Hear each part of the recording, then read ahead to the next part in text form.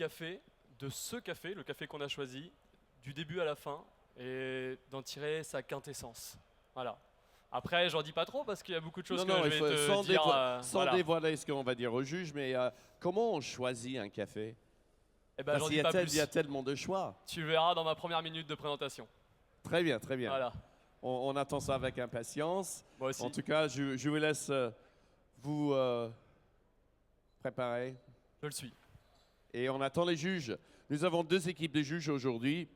Ce sont des juges internationaux. Comme je vous l'ai dit en introduction, nous avons quand même une personnalité parmi nos juges aujourd'hui, qui est Stefanos Domatiotis de la Grèce, qui est le champion du monde en titre de cette compétition au niveau mondial, qui s'appelle le World Brewers Cup. Alors, Brewers, c'est un mot en anglais, c'est pas très joli, avec l'accent français, mais ça veut dire justement des méthodes douces d'infusion du café. Et donc, c'est aujourd'hui la vraie tendance de dire qu'il n'y a pas que l'espresso. Il y a aussi d'autres façons, d'autres origines qui peut-être auront un meilleur profil aromatique s'ils sont préparés d'une façon différente. Un peu comme tous les matins, avant qu'il y ait des capsules et des façons plus faciles de préparer de l'espresso à la maison, on faisait tous du café filtre, hein. Donc, moi, je viens des États-Unis et on m'a toujours rigolé jus de chaussette, mais finalement, on a eu raison. Mais il y a quand même, comme pour l'espresso, il y a des règles d'or pour préparer un bon espresso. Pour un café filtre, c'est pareil. Il faut la bonne mouture, il faut la bonne dose, il faut respecter un temps d'extraction. Et c'est ce que vous allez voir au cours de tous ces candidats qui vont expliquer au juge pourquoi ils ont choisi telle ou telle extraction, combien de temps. Et pour quelles raisons et quels sont les arômes que ça va donner. Parce que si on extrait un café en 2 minutes et on extrait un café en 5 minutes, c'est le même café à la base, mais ce n'est pas le même goût en tasse. Donc il y a vraiment une expertise. On a un peu les alchimistes du café que vous allez voir aujourd'hui défiler sur cette compétition. On a eu justement la preuve avec notre premier candidat, Kevin, que le choix du café, le choix de la méthode, ça a toute son importance. Kevin a choisi une méthode qui s'appelle le Kalita, où il y a un certain nombre de perçages de trous par rapport à une autre méthode de filtration qui va effectivement changer la façon dont l'eau va traverser le café en infusion. Donc on va découvrir aujourd'hui, moi j'ai hâte de voir ces 10 candidats pour voir. Et certains, vous allez voir, ils vont même inventer eux-mêmes leur propre cafetière. Et donc, c'est assez spectaculaire. Donc, restez avec nous. On est en délibération pour l'instant avec les juges. Nous avons deux équipes, mais un juge principal qui reste constant pour être sûr que les juges sont égaux et qu'il y a des notations justes par rapport aux deux équipes. Donc, voilà pour le Brewers Cup France 2015. Et dans quelques minutes, on va voir la belle prestation de Joachim Morceau. Merci.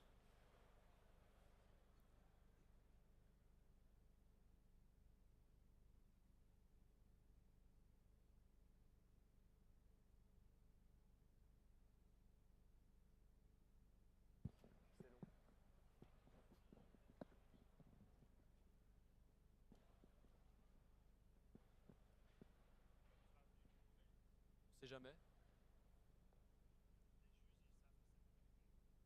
D'accord, j'ai le droit de mettre ce que je veux dedans. Donc. Ok.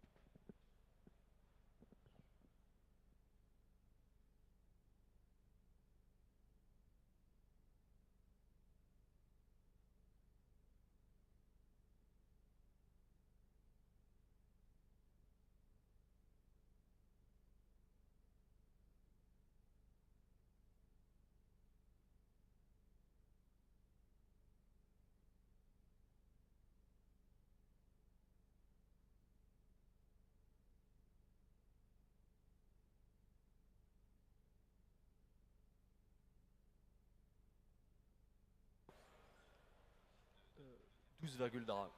12,2 grammes.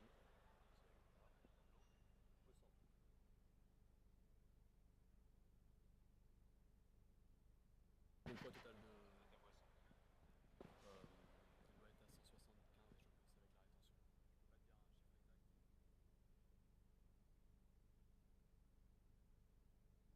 Mais j'ai déjà failli au moins une fois, c'est 175 grammes. D'accord, ok.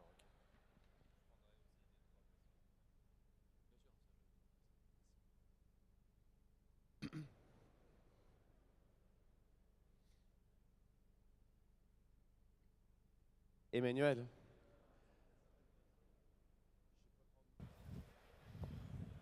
Alors j'en profite parce qu'on a un de nos sponsors, Emmanuel Delpierre de Melita.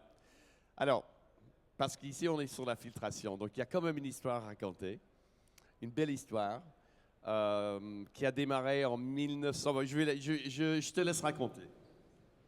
Michael, tu as tout à fait raison parce que le filtre papier qui est largement utilisé aujourd'hui dans le monde a été inventé par Melita Benz, d'où le nom de la marque Melita. Donc Melita Benz était allemande, elle est née à Dresde et elle a eu la géniale idée avec un buvard d'école de filtrer pour la première fois du café.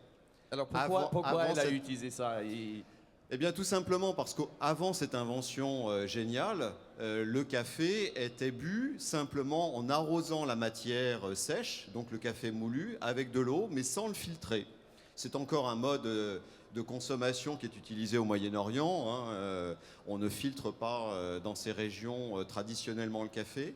Mais elle a eu cette idée de séparer la matière sèche de la matière humide de la boisson à partir d'un buvard d'école. Et de là est née la grande histoire de Melita, qui est aujourd'hui le premier producteur mondial de filtres papier, et puis qui ensuite s'est intéressé bien sûr aux machines à café, d'où les machines que vous pouvez connaître en filtration, mais aussi les machines automatiques expresso. Donc voilà, c'est un mode d'extraction aujourd'hui qui n'est pas du tout périmé, bien au contraire, et qui permet, on le voit aujourd'hui, hein, de sublimer certains cafés, certaines spécialités de café, de grands crus, qui trouvent toute leur expression par ce mode d'extraction qui est une méthode douce. Hein, ce mot brew qui est difficile à comprendre en français exprime bien cette douceur d'extraction comparée à l'expresso qui est un mode assez brutal qui risque parfois de brûler aussi la matière et prendre l'amertume, et voilà qui malheureusement notamment sur les cafés fins peut avoir des résultats désastreux. En revanche, cette filtration douce est vraiment recommandé pour tous ces cafés fins que vous pouvez découvrir aujourd'hui à travers le monde, même en quantité tout à fait réduite, mais ça vaut vraiment le coup de les découvrir. Merci Emmanuel. Merci à toi. Merci. Alors Joachim, donc je vais juste dire un petit mot sur nos juges parce qu'il y a quelques nouveaux. Nora Smailova d'Allemagne, juge international, juge principal pour le Brewers Cup. Emmanuel Buschiazo, qui est le président du réseau de baristas de France. Et Morgan Deschner, qui est coordinateur avec nous, avec la Sky France et ingénieur agronome. Voilà, on va faire un grand remerciement aux juges et aussi un encouragement pour Joachim avant qu'il démarre son temps.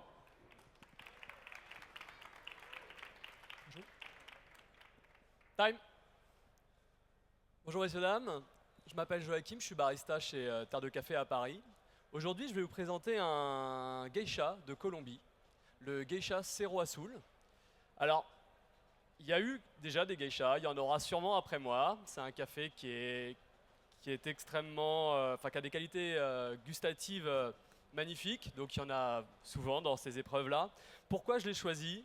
Pour ça, bien sûr, mais surtout parce que c'est un café qui me tenait à cœur. C'est un café c'est le premier café de spécialité que j'ai bu. C'est aussi ce café qui m'a donné envie de faire ce métier, barista. C'est aussi ce café qui me fait être là aujourd'hui. Donc pour moi, c'était une évidence de lui rendre hommage et de vous le proposer aujourd'hui. Donc c'est un café donc de Colombie, Geisha Cerro Azul. Un café qui est, je vous donne sa petite fiche technique, vous allez avoir des petites photos dessus. Voilà. Donc un café lavé sur l'ouest colombien, je ne sais pas si le caméraman le veut, voilà. Je te le laisse là. Donc, sur l'ouest colombien, un café lavé qui est récolté par une des fermes de la Granja Esperanza, à 1800 mètres d'altitude, et torréfié par Christophe Servel de Terre de Café, et donc votre barista préféré, moi, évidemment. Voilà. Donc on va commencer à rentrer dans le vif du sujet. Une extraction donc en V60. Pourquoi le V60? C'est vrai que j'ai fait pas mal de tests, des cuppings, de l'aéropress, du Chemex, du V60, du cupping filtré. Et le V60 était celui qui allait le plus loin vers la typicité de ce café. On en reviendra tout à l'heure avant la dégustation justement. Donc voilà. Donc je commence à faire mon extraction. Je suis sur 12,2 grammes de café pour 200 grammes d'eau.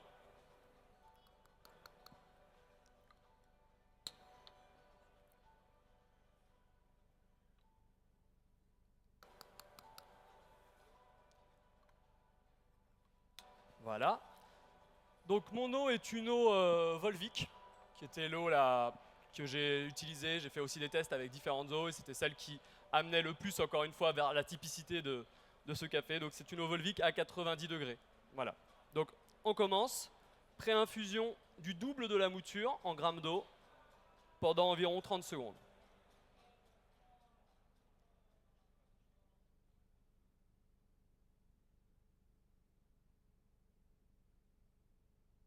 Alors par la suite, je vais faire des cercles concentriques d'environ 30 à 40 grammes jusqu'à donc 200 grammes d'eau. Voilà.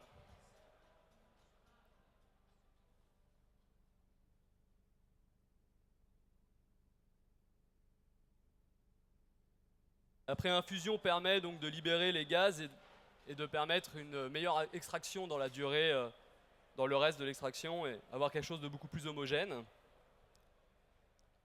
Pour la petite histoire, le geisha est une variété endémique à l'Éthiopie qui a été découvert juste en dessous de la vallée du Rift, qui est le berceau de la vie d'ailleurs, donc dans les montagnes isolées de geisha.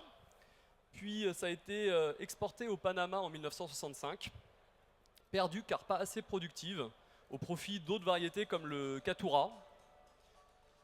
Et en fait, en 2002, la ferme La Esmeralda l'a remis au goût du jour et lui a redonné ses lettres de noblesse en gagnant quasiment tous les Cup of Excellence, les prix qui existaient par la suite.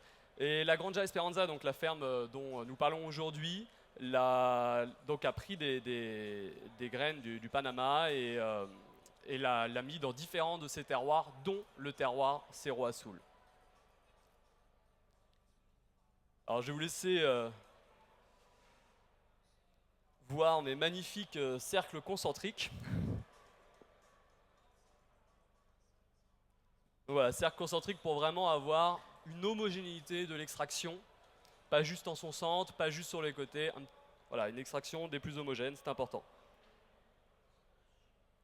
Alors ce qu'il faut savoir, c'est que je vais avoir une légère perte de température due à la thermodynamique à l'intérieur de ma bouilloire. Je vais avoir une légère perte d'environ 2 degrés entre le début et la fin de l'extraction. C'est un mal pour un bien, si je puis dire, puisque finalement, vers la fin de l'extraction, on est à une phase potentiellement de surextraction, donc une baisse de température va compenser cette chose, ce phénomène.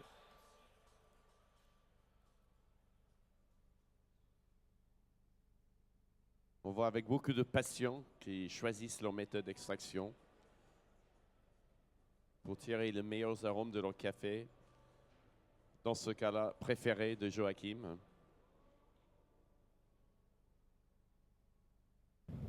On va laisser finir l'extraction. Donc le terroir dont je vous parle depuis tout à l'heure, le terroir Cerro Azul, est un terroir donc sur l'ouest colombien. Ce qui est intéressant avec ce terroir, c'est qu'il y a un microclimat qui est dû en fait au vent, à la brise qui vient de l'océan Pacifique. Donc ça crée des nuages intermittents et c'est un endroit où il y a un fort rayonnement solaire, mais grâce à ces nuages, en fait, on a une température qui est quand même assez basse. Et donc, les caféiers ont le temps de faire énormément de fleurs et avec des cerises avec une belle maturité et surtout avec énormément de sucre. Donc c'est ça qui va vous donner après en tasse cet exceptionnel café.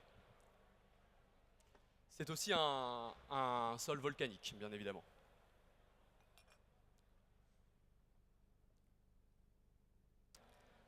Alors justement, le café en lui-même, au nez, vous allez retrouver quelque chose de minéral. Vous allez aussi être dans le floral, les fleurs blanches, comme le jasmin.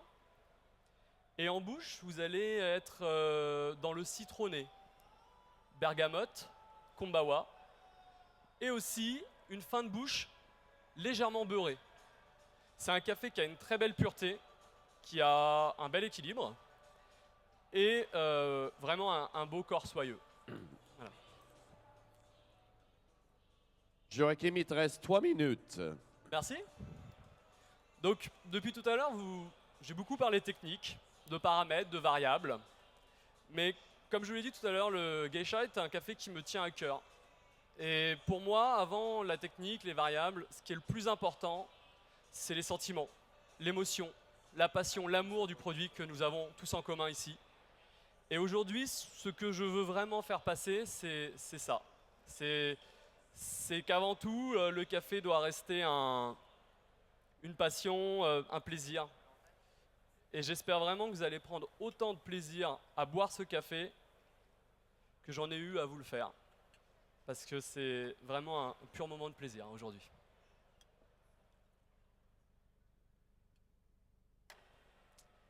Voilà. Et voilà, je vous souhaite une excellente dégustation. Merci beaucoup, messieurs, dames. Time.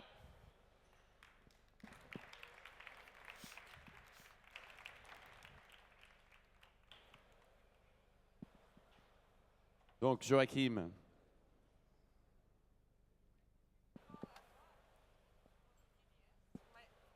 OK.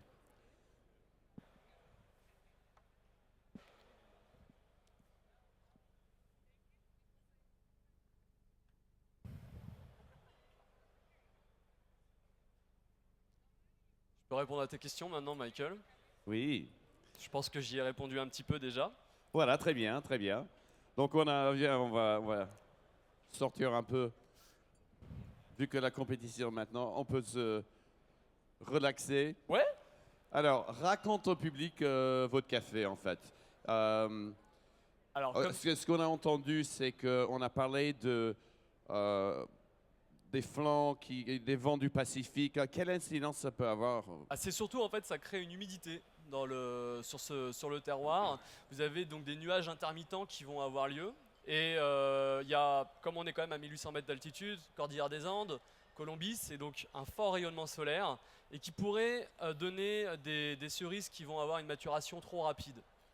D'accord. Donc là, l'intérêt, c'est finalement, grâce à ces nuages et à cette humidité, d'avoir une température plus basse et donc des cerises qui vont mettre plus de temps à rentrer à maturité. Et alors, si je quel puis dire. intérêt que ça Eh prenne ben, ça va plus donner de beaucoup temps. plus de sucre, beaucoup plus d'arôme Voilà. au grain. Voilà. Tout à fait. Donc c'est pour ça que c'est un café qui, de par son terroir, de par l'endroit où il est planté, Oui, parce que de tu as par sa parlé de variété, sol volcanique. Qu'est-ce que ça apporte pareil, ça amène aussi des nutriments, des sucres, des goûts qui sont différents d'un autre sol, qui sont pas forcément mieux d'ailleurs, mais qui sont différents et qui sont Voilà. souvent intéressants comme toutes les. Puis c'est intéressant parce que c'est quand même une variété éthiopienne à la base sur un sol volcanique. Donc finalement, En c'est un Colombie. petit peu normal de le retrouver après aussi en Colombie sur un sol qui lui ressemble. Tout Voilà. à fait, tout à fait. Et voilà, donc moi c'était ce que je voulais surtout mettre en avant aujourd'hui, c'est bien sûr un café, ça va de soi, mais c'est cette passion, cet amour que j'ai pour ce métier, que je fais pas depuis très longtemps, que je fais depuis 6 mois professionnellement. 6 mois. Voilà.